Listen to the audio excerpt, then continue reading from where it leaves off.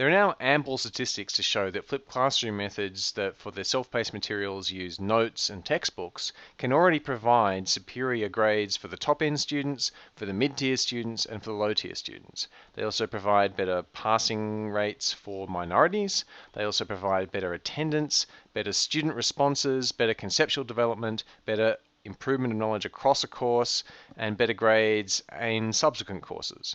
So in other words, flipped classrooms have already been pretty well tested to work well. Now, because a lot of that research has been done on courses where the self-paced materials are based on textbooks and provided notes, it's clear that a lot of those benefits are based on what you could do with in-class activities when you don't have to introduce new content, but just help students engage with it.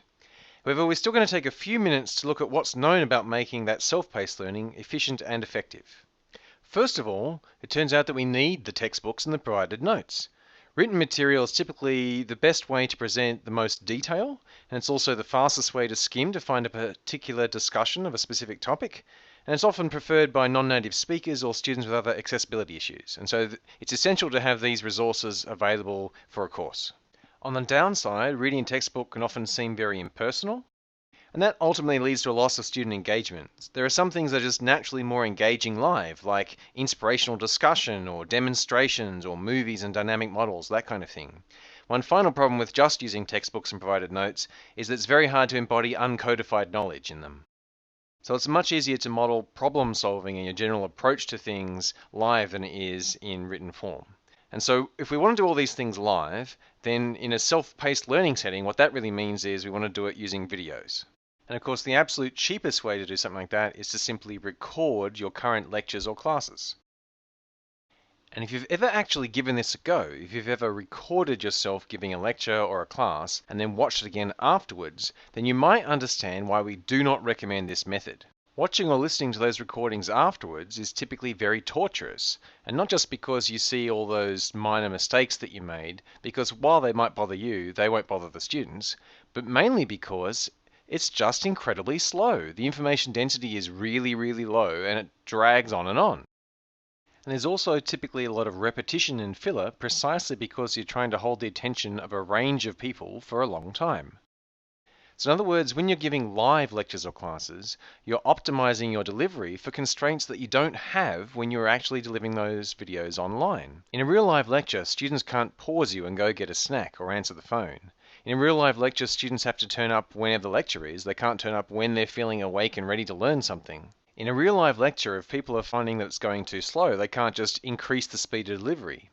And in a real live lecture, if students are finding it really difficult or if they miss a point, they can't pause it, go back and watch it again and work through it and get to the point where they actually understood what you were saying in that previous section before listening to what you say after that. And all of these things mean that students interact with online videos very differently to the way they interact with lectures and classes, and we have to design our delivery of those videos slightly differently for that reason.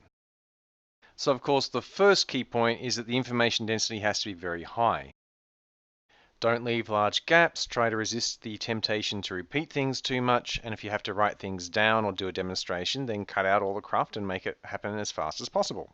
The advantages you get from this is that the final result is enormously more re-watchable.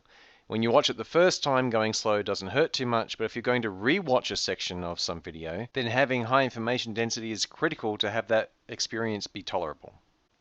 And the second key point you have to take into account when you're making specially made video content for your self-paced learning is that you need to have regular breaks. You need to have chances for the student, after they've watched something, to respond to some question.